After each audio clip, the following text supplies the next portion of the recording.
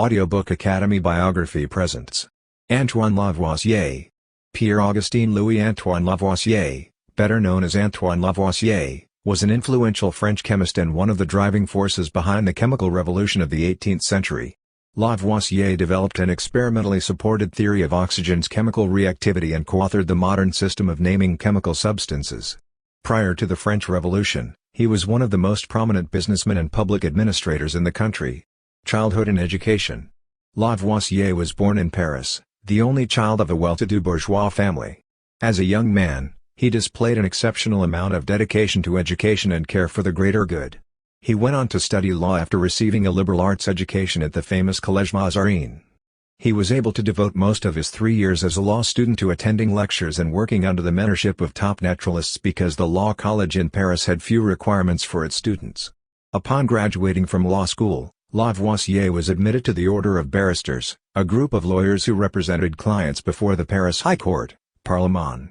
In 1768, Lavoisier was accepted into France's premier natural philosophy club, the Academy of Sciences in Paris, rather than practicing law. Pneumatic chemistry. It's unlikely that Lavoisier's undergraduate chemistry coursework was distinguished by conceptual clarity or theoretical rigor. In spite of the fact that chemical literature contained a lot of useful information, there was no consensus on the precise composition of chemical components or on how variations in composition were explained. Earth, air, fire, and water were still considered the basic substances of all matter by many natural philosophers following the Greek natural philosophy. To understand the mixts, i.e., compounds, generated when acids and alkalis are combined, scientists like Lavoisier concentrated their attention. First, they aimed to create theories to explain compounds' features by recognizing the properties of simple substances. Water and earth could not be compressed, while air could be expanded but not compressed, and fire could not be confined or measured, according to prior claims. Once atmospheric air is stuck within solids or liquids, as English theologian and natural philosopher Stephen Hales discovered in the 1720s, it loses its spring, or elasticity. The springiness of air may have been formed by heat, according to Hales. Perhaps air was merely a vapor like steam. As a result of Hales' investigations, a field of study known as pneumatic chemistry was born, the experimental study of specific airs or gases. Chemist Joseph Black from Scotland showed in the 1750s that air fixed in some reactions is chemically distinct from ambient air. Slaked quicklime, hydrated calcium oxide, neutralized when exposed to the atmosphere. Black was curious about this. He discovered that it exclusively absorbed carbon dioxide, which he referred to as fixed air. To discover various chemical layers, researchers began with Black's work in the late 19th century and it grew fast in the following decades. A popular topic in the field of pneumatic chemistry at that time was combustion, respiration, and calcination, which was the transformation of metals into a powder, such as iron that had been exposed to rain, by the 18th century chemists. Conservation of mass. Enlightenment scientists assumed rather than discovered that mass is preserved in chemical processes. In his experiments, Lavoisier aimed to prove that matter was not generated or destroyed during chemical interactions. Even so, he had a hard time demonstrating the universality of his viewpoint. For him, this was part of a bigger scheme for bringing chemistry up to the same investigative and causal standards as contemporary experimental physics.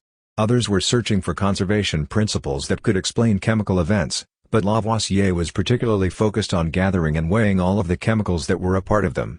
With his riches and abilities to attract and manage talented researchers, he achieved great success in his numerous complex studies. As a result, students in France are still taught Lavoisier's law and chemistry class, which shows how important this principle has become to modern chemistry. Antoine Lavoisier's phlogiston theory.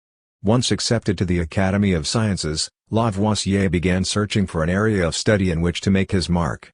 It was long known that iron rusts only when exposed to air, and chemists were aware of this fact. Finding that burning produces light and heat, as well as the fact that warm-blooded animals use their bodies as a source of oxygen, scientists decided that fire was the driving force behind the chemical reactions that took place. The Enlightenment Georg Ernst Stahl, a German chemist, came up with a well-known explanation for these events. A phlogiston that Stahl coined was emitted during combustion, respiration and calcification and reabsorbed when these processes were reversed. According to his theory, though conceivable, this hypothesis presented several difficulties for those wishing to describe chemical reactions in terms of isolated and measurable constituents. When Lavoisier began his investigation into the combustion process, his first thought was to either strengthen or replace the idea of phlogiston, which he viewed as a useful concept at the time. In the end, Lavoisier's idea of oxygenation supplanted the phlogiston hypothesis, but it took him many years and a lot of aid from others to get there. Family and career. An bequest Lavoisier got from his mother's estate was utilized to purchase an ownership position in a financial firm known as the General Farm just before joining the Academy of Sciences in 1768. With a contract from the royal government, the General Farm collected sales and excise revenue for the likes of salt and tobacco. Each financial cycle, tax farmers loaned money to government and were reimbursed through tax revenues. Even though Lavoisier worked long and hard as a tax farmer, he was handsomely paid. In spite of Lavoisier's love of chemistry, he spent the vast majority of his waking hours dealing with the business aspects of his company.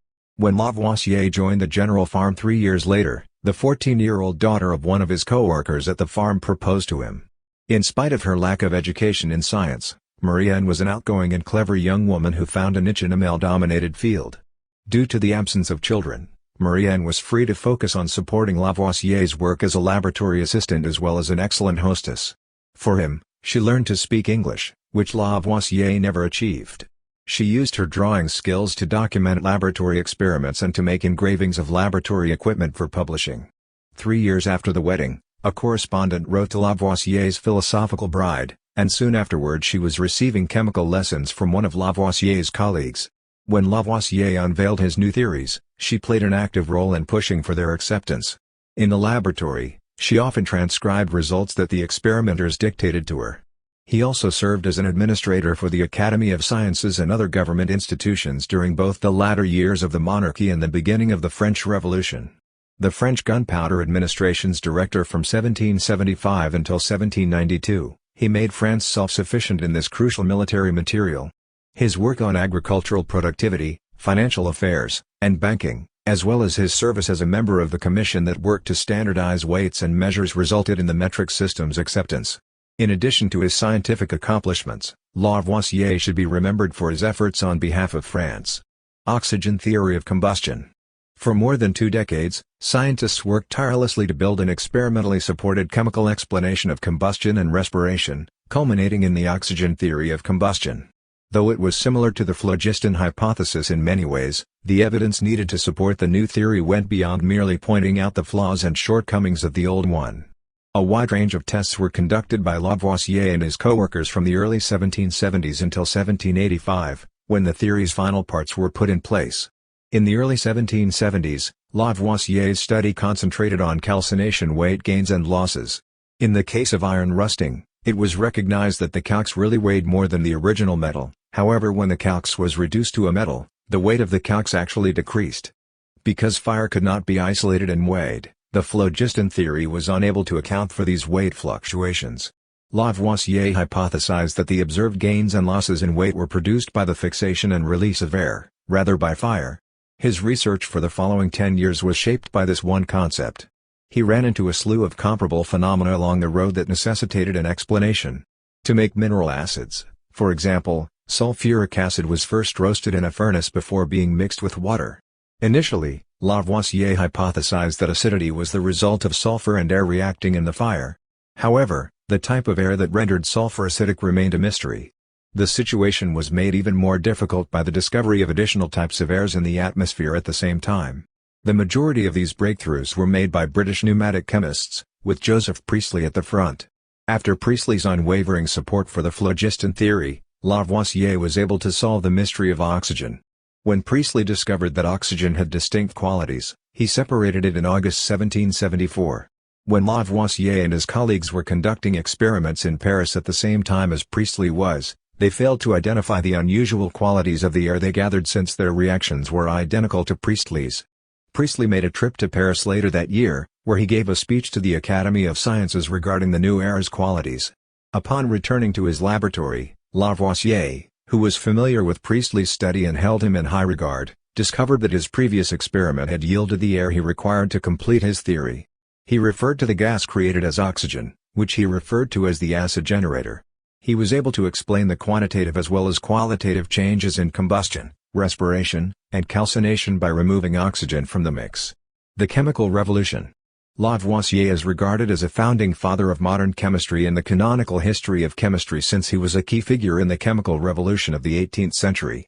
Lavoisier was a tireless and accomplished researcher, but his experiments were primarily concerned with demonstrating and quantifying rather than making significant discoveries. It was appropriate for him to emphasize that chemistry should be elevated to the status of a rigorous science. When it comes to attractiveness, he wasn't Priestley's type of guy. Lavoisier was the epitome of logic and purposefulness. He was well off, well-educated, and filled with boundless ambition. To the extent that his scientific achievements are undeniable, his defining achievement was what may be called legislating for science. People who worked with him revered him because he led by example and precept. In contrast, many who did not agree with his view of chemistry found his demeanor pompous and prescriptive statements to be unconvincing.